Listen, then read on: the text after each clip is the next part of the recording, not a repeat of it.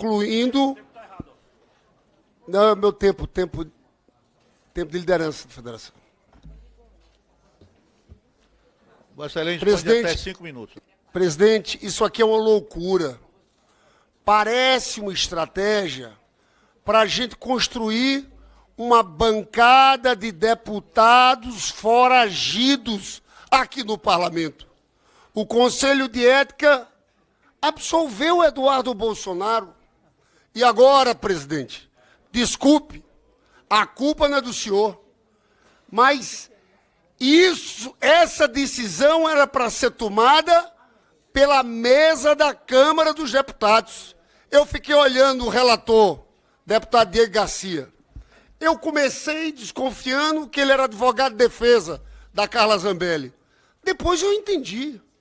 Ele se acha o próprio Supremo Tribunal Federal. Ele está querendo julgar. Ele falou de antinomia, quando tem conflitos entre regras jurídicas. Quem faz isso, esse poder, é do Supremo Tribunal Federal, o controle de constitucionalidade. Presidente Hugo Mota errou redondamente. Vou falar no plenário com uma questão de ordem. Aqui é uma decisão judicial. O senhor não tem que ser convencido de nada, de dar opinião sobre nada.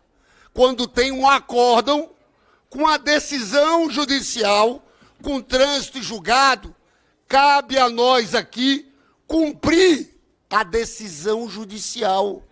O que é que está escrito na decisão judicial? Eu estou com o acórdão na mão. Vejam aqui, diz o ministro Alexandre de Moraes, diante do exposto, decreto a perda do mandato parlamentar nos termos do inciso 3, parágrafo 3º do artigo 55. O parágrafo 2º, presidente, diz o seguinte: diz aqueles casos em que tem que ter votação pelo plenário da Câmara. Mas ele diz também aquele caso que é a mesa diretora. Se os senhores tivessem lido o acórdão, perdão pela fala, não estariam passando essa vergonha aqui no dia de hoje. Quer que eu leia? Eu vou ler aqui o acórdão, o resumo do acórdão. Ele fala o seguinte, que tem os dois parágrafos. Parágrafo 2º e 3º do artigo 155 da Constituição estabelecem dois papéis diferentes para a Casa Parlamentar. Aí diz que o primeiro tem votação. Aí diz sobre o segundo o seguinte: o terceiro estatui uma atribuição meramente declaratória da mesa do órgão legislativo. E ele vai explicando, é didático, senhores, é didático. Ele dizendo que o segundo é mais abrangente. Aí o que explica o ministro Alexandre de Moraes? Diz o seguinte: como no caso concreto, a pena a ser cumprida no regime fechado supera 120 dias, a nítida incompatibilidade entre o seu cumprimento e o comparecimento do sentenciado a, no mínimo, 1/3 das sessões legislativas. A. Autoriza o Poder Judiciário que determine a perda do mandato do parlamentar condenado criminalmente. Determina a incidência. O senhor pode muito, relator, mas o controle de constitucionalidade do Supremo é uma decisão judicial. Determina a incidência do disposto no parágrafo 3º da Constituição. O senhor pode até discordar.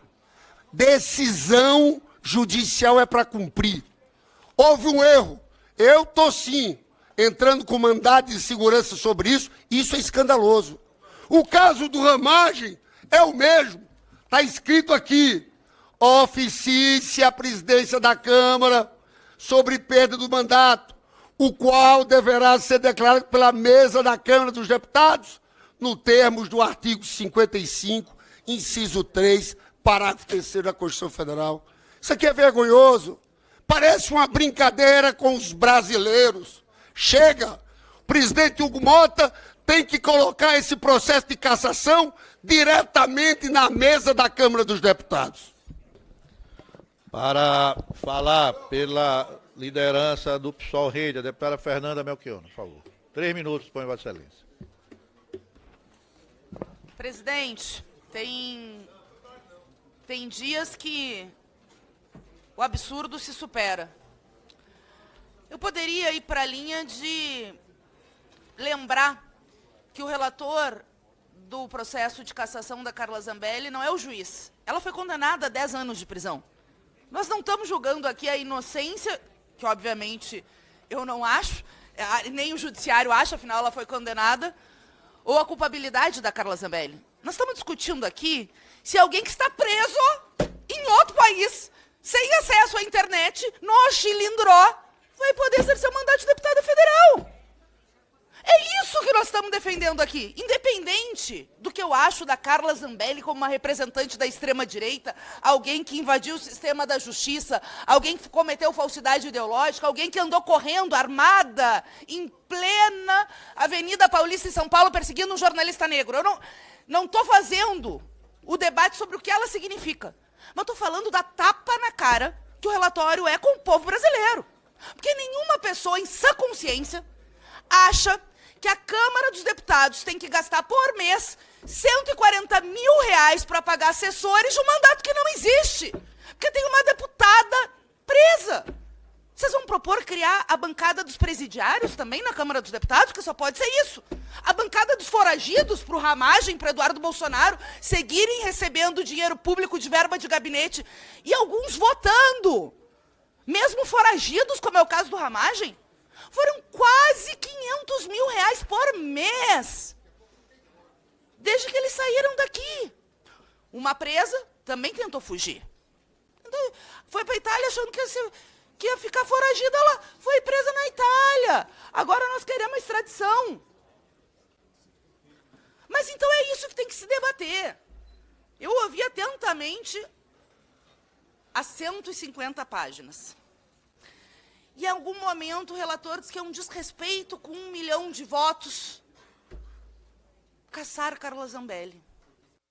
É um desrespeito com 200 milhões de brasileiros pagar estrutura de gabinete para presidiários e para foragidos que atentaram contra as liberdades democráticas, outros que atuaram para ter tarifaço. E hoje o pedido de vistas da extrema-direita é para ganhar mais tempo, sabe para quê? Para seguirem ganhando dinheiro público.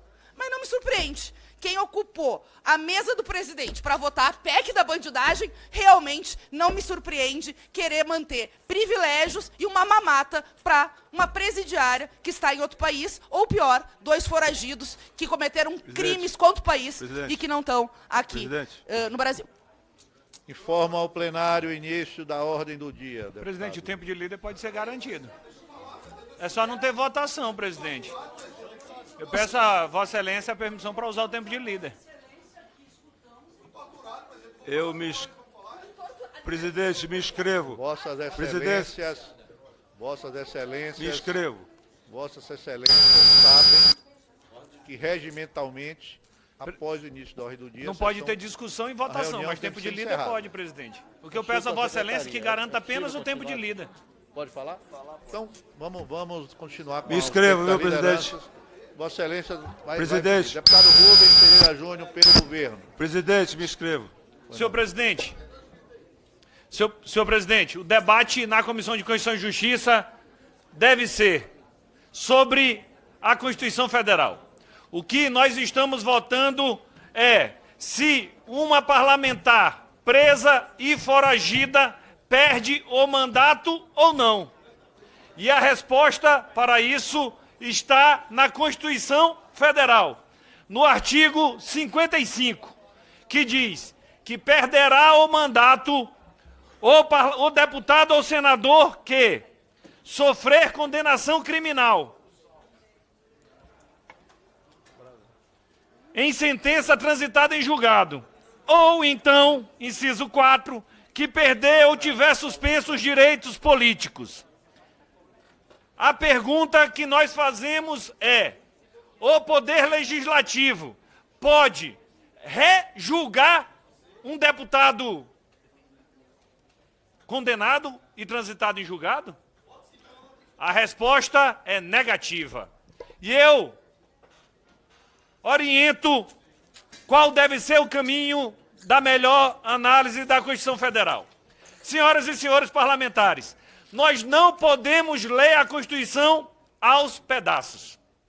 A gente não pode interpretar a Constituição só a linha que eu gosto, só o trecho que eu acho bonitinho.